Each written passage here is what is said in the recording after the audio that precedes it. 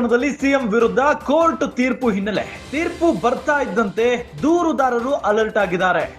ಲೋಕಾಯುಕ್ತಕ್ಕೆ ದೂರು ನೀಡಲು ಮುಂದಾಗಿದ್ದಾರೆ ದೂರುದಾರ ಪ್ರದೀಪ್ ಕುಮಾರ್. ದೂರುದಾರ ಪ್ರದೀಪ್ ನೇತೃತ್ವದಲ್ಲಿ ಮೈಸೂರು ಲೋಕಾಯುಕ್ತ ಎಸ್ಪಿ ಭೇಟಿ ಮಾಡಲಾಗುತ್ತೆ. ಸಿಎಂ ಮೇಲೆ ಎಫ್ಐಆರ್ ದಾಖಲಿಸಲು ಪ್ರದೀಪ್ ನಿಯೋಗ ಮುಂದಾಗಿದೆ.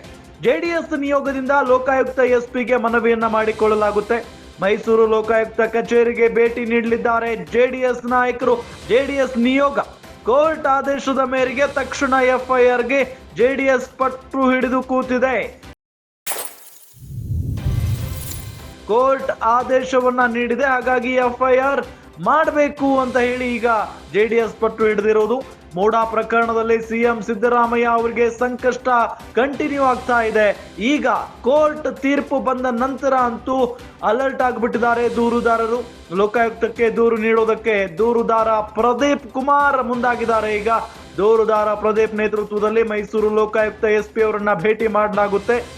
ಜೆಡಿಎಸ್ ನಿಯೋಗದಿಂದಲೂ ಕೂಡ ಲೋಕಾಯುಕ್ತ ಎಸ್ಪಿಗೆ ಮನವಿಯನ್ನ ಮಾಡಿಕೊಳ್ಳಲಾಗುತ್ತೆ.